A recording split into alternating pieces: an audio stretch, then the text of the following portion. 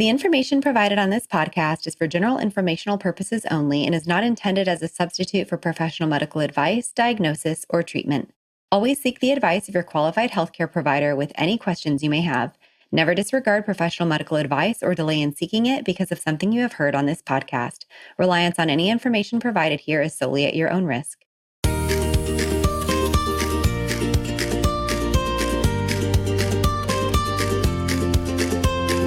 Welcome to the Birth Baby Podcast. Each week, you'll find guidance, encouragement, and practical tools to support you through pregnancy, birth, and the postpartum journey.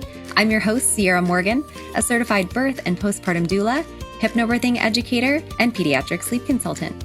I'm also the owner of a doula agency in Austin, Texas, and the founder of the Birth Baby Academy, where I offer classes for both parents and birth professionals. Thanks for being here.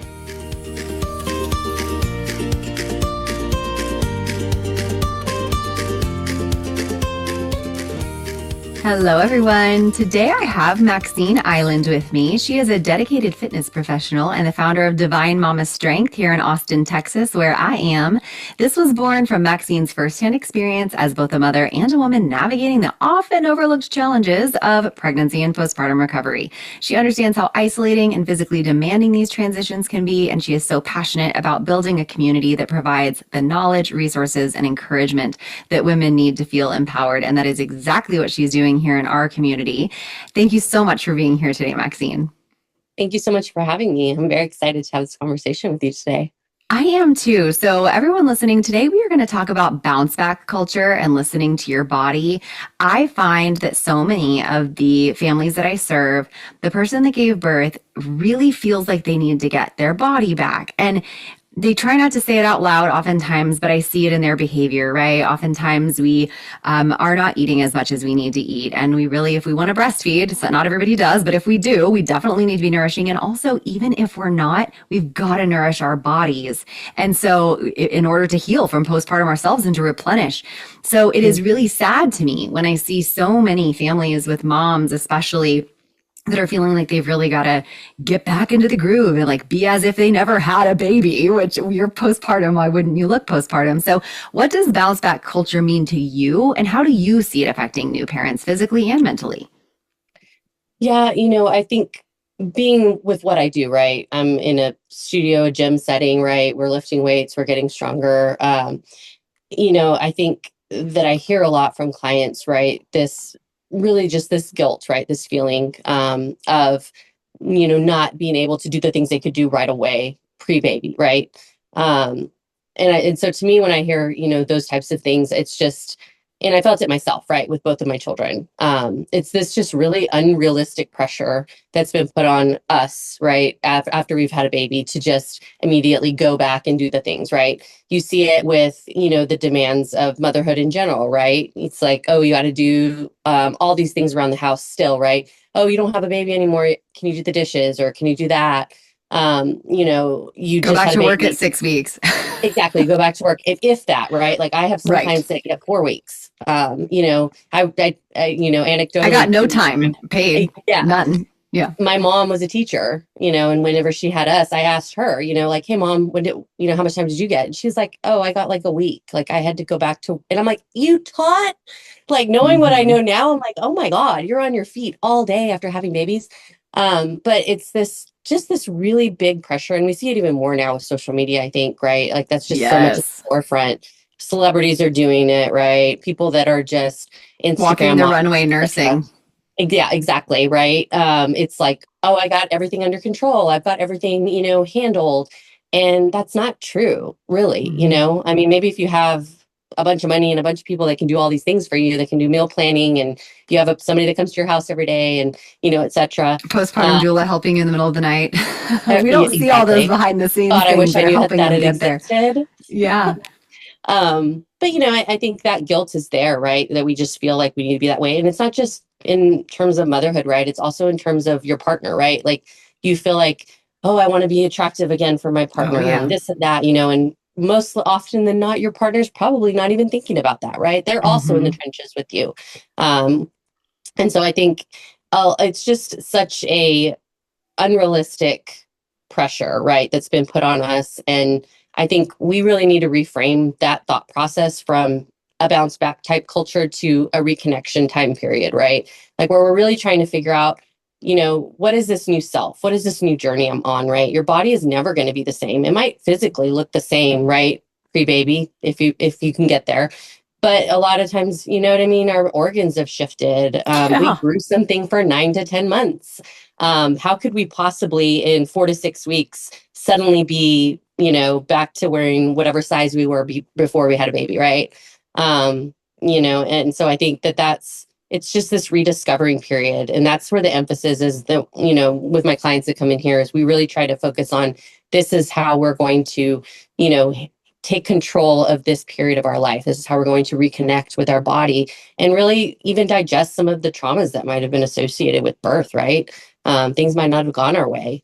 So, Yeah, I think that so I teach hypnobirthing classes and it does not talk much about postpartum. That's not the focus of the class. I do have a newborn and postpartum care class that one of my doulas teaches, but in general, hypnobirthing doesn't talk a whole lot about postpartum, but I do add some things in there in class 5, the last class about, and it's almost, I say hypnobirthing. So it's almost like this hypnotic thing I'm kind of putting into them with maybe them not realizing it. But I say, mhm. first of all, don't try to not look postpartum when you are postpartum. Why would we do that? Second of all, if you want to breastfeed, you've got to give your body the nutrients to be able to even provide that. And if you ever want to have another baby, which a lot of people do, you have to replenish and restore and treat your body well to be able to get there. And then I say, and thank your body for doing what it has done for you and for this baby for 9, 10 months and is still doing. And then Right. remember that your partner is so thankful. They think you're beautiful. They think you're so sexy for what you just did is amazing. And so that's like a little hypnotic suggestion I'm putting in there that you think I your love it. partner's sexy, you think your partner's beautiful, because that just let's be real. We are worried about what we look like to our partner. Mhm. And that is in that intimacy. And we're not supposed to have sex for 6 weeks. And so, like, not only what our body looks like, what our body is capable of, what we are physically able to put to the table with food and doing the laundry and all of these things, but also we are then, if we're paying attention to all those things, we're probably not paying attention enough to our mental health and our Mhm. actual recovery. So, what do you see as some hidden harms that come into rushing into getting your body back too soon postpartum? Yeah, I mean, I think I see a lot of the common things, right? Like, again, we talked about that rushing back into the gym. From a mental perspective, right? I see women that come in here and they probably aren't ready emotionally to come in here. They're Mm. not emotionally ready to focus on that reconnection, to even just doing some of the simplest things as like breath work. So I think, They're one, exhausted. yeah, you're exhausted, right? Sleep is a big part of this too, right? If you have a terrible sleep the night before, baby's not sleeping, baby wouldn't latch, whatever might have happened, right? And you're just emotionally and physically exhausted. It might not be the day in here, right? And so, that's okay. And that's the kind of that expectation, right, that we have on ourselves, and kind of to go back to that bounce back culture, right? Like it's that sense of like, I have to do this. Like, this is the next thing. This is a checklist, right? This is not a checklist thing. This is something that is a rehab. It's something that you really want to focus on. How do I, you know, really take the time to understand what just happened to me, right? So when I don't see that, and I hear little things here and there from clients and potential clients when I'm having conversations with them in consults, and I'm like, they're not really ready for this. This might not be the best time for them because I can tell they're stressed, right? Their body is stressed. And so we don't want to add another level of like, you got to do this thing 2 to 3 times a week or whatever your, cadence is. And so I think it's trying to figure out from an emotional state, right? Because that can just keep adding to depression, anxiety, like all that stuff, right? That we might have and be dealing with. And then just the transformation, right? That's happened to us. So just from that, like emotional, mental, there's lots of harm and risk, right? To just kind of rushing to exercise too soon, because there's also the disappointment in it, right? If You you're, cannot do what you did before. oh my gosh, like you're like, yeah, I'm going to go back and run a marathon. I'm No, you still not at can't. my pre-pregnant. I'm 7.5 years postpartum. I am still not at my pre-pregnancy ability to lift. I'll tell you Oh that yeah. right now. I So what mean, about and physical? Like, what are your yeah. physical damage that you could potentially be doing by going back too early? Yeah, I mean, physically, the little symptoms, right, that you might have will suddenly start getting bigger and bigger and bigger, right? So you have things like leakage, obviously, right? You might have a slight prolapse that becomes a bigger prolapse. You didn't know what prolapse was, right? You're like, oh, I just have this feeling of heaviness, right? Like I just feel kind of weird down there. And then over time, it becomes, more and more of a challenge, right? There's always diastasis. Diastasis. Diastasis, it's the worst word. Hate that word. Let's just call it DR. But that whole, fear mongering around that, right? Like that is a natural thing that happens for women, right? Throughout pregnancy. But if we don't pay attention to the fact that that has happened, right? And we don't really work on strengthening the full core, focusing on our breathing patterns, when to utilize our pelvic floor versus our core and how they work together. Those are all things, right, that we have to really kind of take the time to work on and really emphasize throughout our postpartum period. Because if not, then yeah, you're just your physical body, your energy, your all that stuff, right? It just all starts getting worse and worse and worse over time, right? So it's finding the balance, right, between when is it the right time for me to come to a place and start, slowly trying to rehab, versus, rushing into it, right? There's, plenty of time to go see a pelvic floor therapist after you have a baby, right? Really focusing on that. I always tell my prenatal clients, go see a pelvic floor therapist before you even have your Yes. baby, because there are things that could be going on that they could help resolve. There's back pain issues you could be having. I have a client right now that's, going through like a pelvic tilt and she's getting that resolved. So it's like there are certain pieces to the prenatal side where pelvic floor therapy is so incredibly important, and postpartum too, right? Because then that's an area where you can really figure out, oh, wow, this is what happened to me. I'm Hmm. having trouble going to the bathroom. I can't pass gas. I can't do, X, Y, and Z. Um, so I think there's all sorts of those little challenges, right?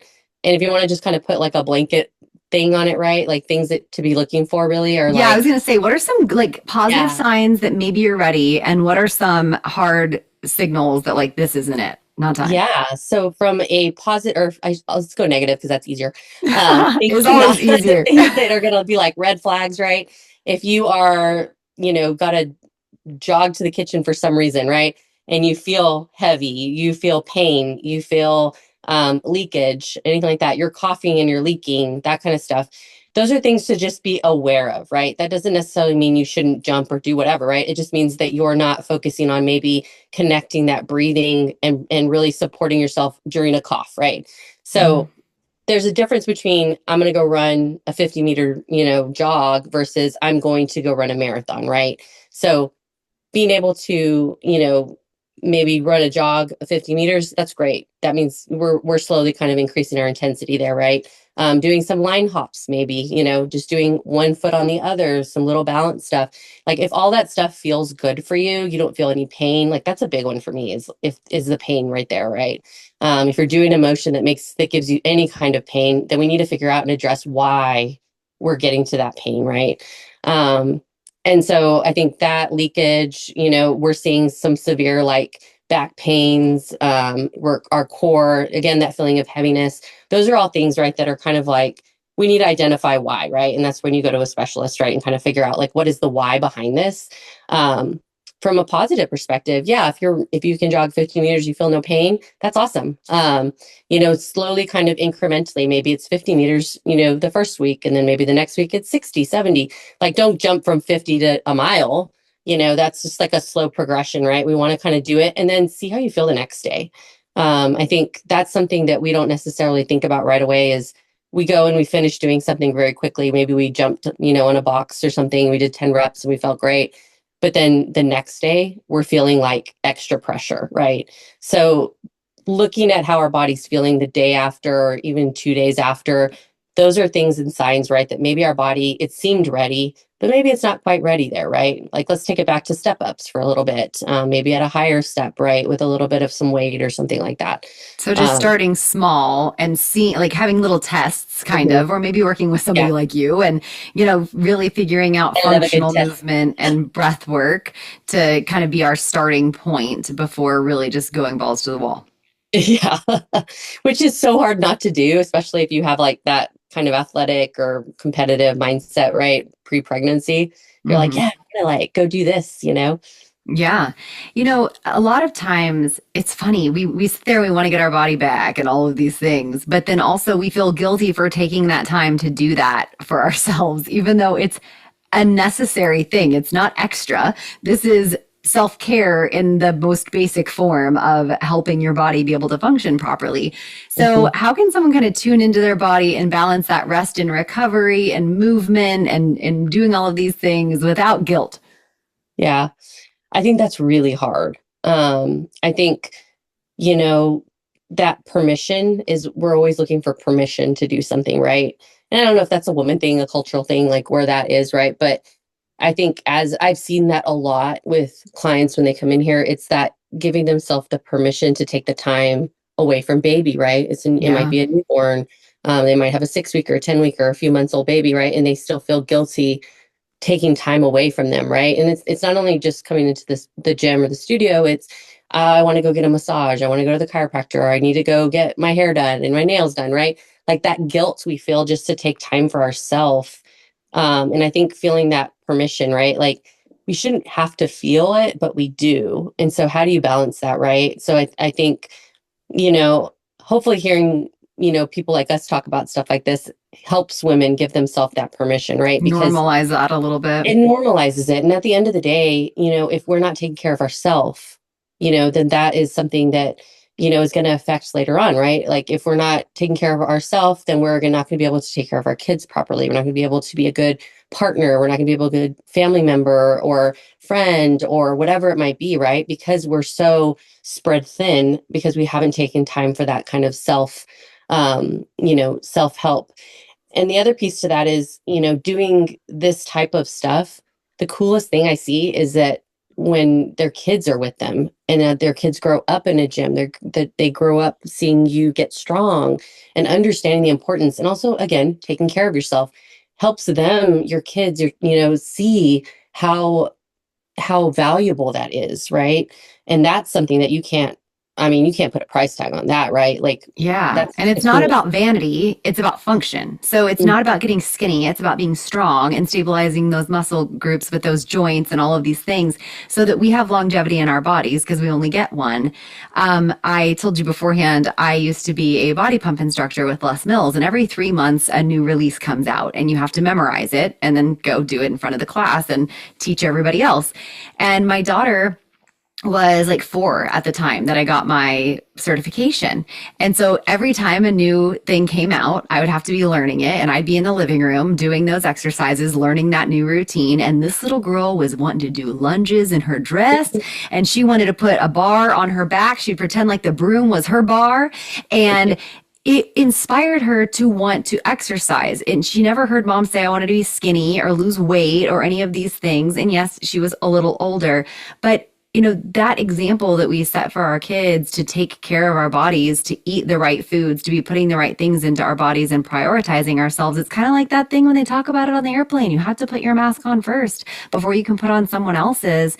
And we can't feel guilty about that as parents, moms or dads or whatever, because we only can give so much. And if our cup is empty, we cannot give them anything. So, what do you think as far as myths about postpartum exercise? Like, what do you think, what do you wish that people understood and kind of stopped believing when it comes to exercising postpartum?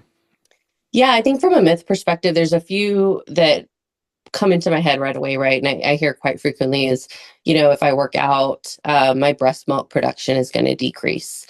That's not true, right? I think in general, if you are breastfeeding, you're burning tons of calories already, right? You're running upwards from 500 to, I think I've even seen like up to 1,000, depending on if you have twins, if you're feeding multiple times a day, how many times, etc. Right? That is a lot of calories just from like breastfeeding in a day. You add in a workout, right? A workout that could somewhere range between, I don't know, 200 to 500 calories, right? Like that's another added calorie deficit you're putting on your body, right? From working out. So if you're not inputting enough nutrition and protein, biggest thing there is protein. Your body's going to start taking it from somewhere else, right? Which typically comes from the milk supply.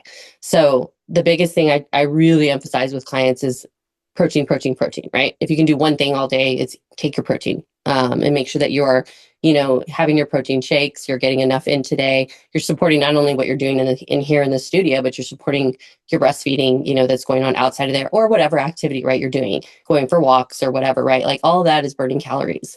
And so I think that's a big myth that I hear quite frequently, right?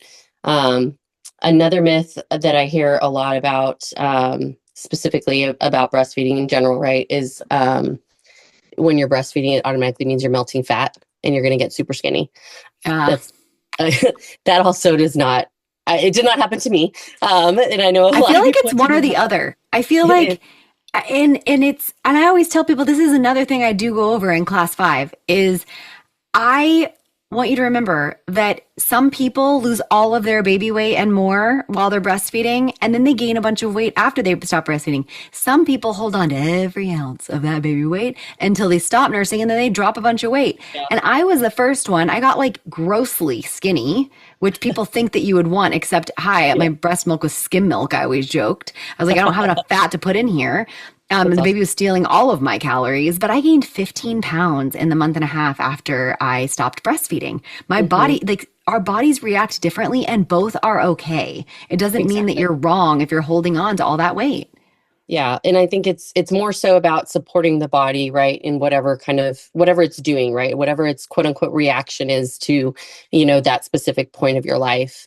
I think kind of going back to the myths, Sarah, and another one is like, that higher intensity, if I work out more, if I do all that stuff, I'm going to see faster results. Again, that all ties to not only the intake, right, and making sure that we're supporting that stuff, but also that the real progress and that is really slow. It's that steady, it's that intentional type of movement to really build that foundation, right? That's going to be that foundation of strength for later on, right? Because again, going back to what we said earlier, right? It's if it doesn't come up in the beginning, it's something that over time is going to start incrementally getting worse and worse. And then, you're going to have to see somebody about it at some point because it's getting, pretty difficult to achieve something, right? Or your back pain gets too much, or you suddenly have sciatica or whatever it could be, right? I think that a lot of... Oh, go ahead. I was going to say, I think, my last big myth here is that people think it's too late like to really get back into shape or to really focus on yourself postpartum, right? You can come and focus on yourself a couple of years after. Again, it goes back to that balance of like, am I mentally ready to put this into my routine, right? And make this a priority there, right? And so finding that right time, right? That balance, it could be once a week, it could be 2 or 3 times a week. Over time, it gets incrementally more and you get into that bigger routine, right? But don't put too much on your plate in the very beginning, because then again, it becomes that stress level of like, oh, I have to do this thing. Again, it's like just a thing that adds to that anxiety, right? That we have. We have a lot of anxieties postpartum. We sure do. I think that it's, especially those of us who did a lot before we had our children, have a really hard time with this coming back in slowly thing. And I think what we don't give enough credence to a lot of times is that we might be overstressing our bodies and getting the opposite result that we were looking for. So I can use myself as an example. A couple of years ago, I was in this state of all of a sudden I gained like 10 pounds and I didn't know why. I just gained 10 pounds and I had not changed anything. I actually thought that I was in a lower stress state than I had been previously. So I was like, why am now I gaining the weight? And I worked with a functional nutritionist and I filled out a million questionnaire. And I did this, test and all of this like stool test and everything. And she was like, you might not realize it, but you are stressing your body. You're actually working out too much. And I was doing hot works, which I loved. I really loved. And I would do 2 classes in a row some days. And I was usually there 5 or 6 days a week. Even if I wasn't working out, I would just sit in the sauna because I love it. And I love to sweat. Yeah. And she's like, you're stressing your body out and it's holding on to fat because it's not getting enough food in it and it's exercising too much. And I was like, what? I was shocked. And once I went with the prioritizing protein, which is what you said too, that's exactly what she told me. You have to prioritize protein. I don't care if you eat ice cream, eat a handful of nuts first kind of deal, eat a hard-boiled egg before the donut in the morning. And when I changed that and I actually backed off on how much I was exercising, I lost all of that weight. the weight that Mhm. I didn't want to hold on to. And Yeah. it's not necessary. My motivation wasn't getting my body back. Mine was I didn't want to buy new clothes, and the ones I had wouldn't fit. So Yeah. I was like, I've got to fit in these jeans. They're not buttoning. So, sometimes those of us that are like, go big or go home, and it's not even worth doing if I'm not doing it 100%, are really have a hard time coming in Yeah. slowly, but it is by design. It really is going to benefit you in the long run. It is. And even, doing slow, intentional movements, it's a slow burn.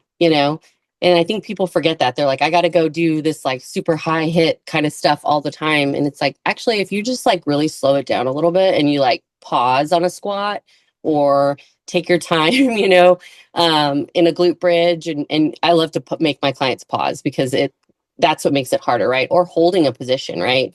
We'll do high bear positions, right? And so holding that position and just practicing breathing is some of the hardest things. I hear all the time bear crawls are like the hardest thing for clients to do because it's a full body. You're crawling, you're utilizing everything. You're not going fast, you know? No. But it is a full body kind of intensive. And then you're focusing on your breathing at the same time. I mean, that's a killer. So I She got a think smile. Those of you not on YouTube, she got a little smile when she said that's a killer. That's a little, personal trainer there who is like real excited about the thought of you struggling. That's what she just did. it I means you're love doing it. a good job. You're getting Yeah. stronger. Yeah. You saw her passion come right on through those Yeah. eyes in that smile. I love it. So, if listeners could take away just one message about postpartum recovery and exercise, what would you want them to walk away with? What do you want them to think about? Um, so I think specifically with postpartum, I think, we kind of touched a little bit on this, right? And I really just want to drive that home is that, really prioritizing your health and your recovery is not something that's selfish, right? Um, Yes. it's something that, at the end of the day, we kind of have to reshape and figure out how do we make ourselves not feel guilty for spending that extra time on ourselves or spending money on ourselves, right? To go make sure that we're focused on this, right? It's a shame a lot of this stuff isn't, covered by insurance or anything like that, right?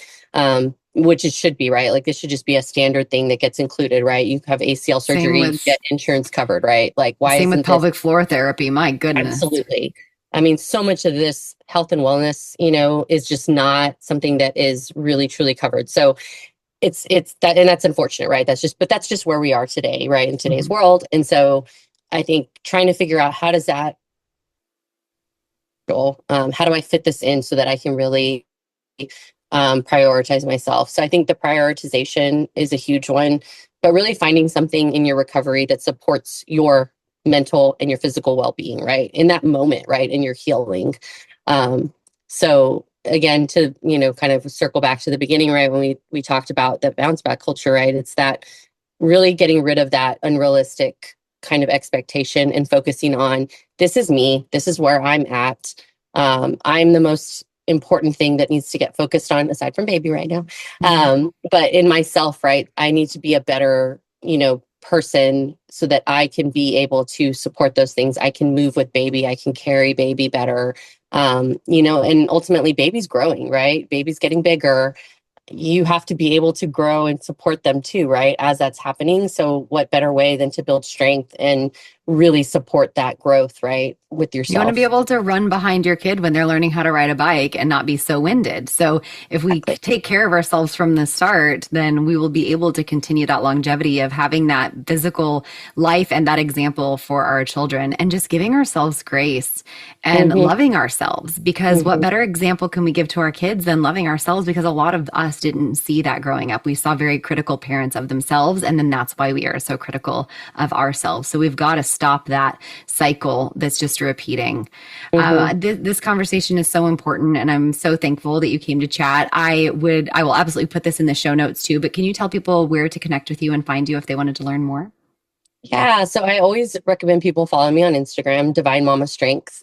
I always post things on there, helpful tips and stuff like that. But you'll also get to see some fun stuff and cheer on some great, recoveries and prenatal clients and all sorts of fun journeys that get to go on through here. And then my website is divinemamastrength.com. So Awesome. Thank you so much, Maxine. This is awesome. And I love what you're doing for families, and they have you as this resource. And I will see all of y'all next week. Thank you, Ciarra.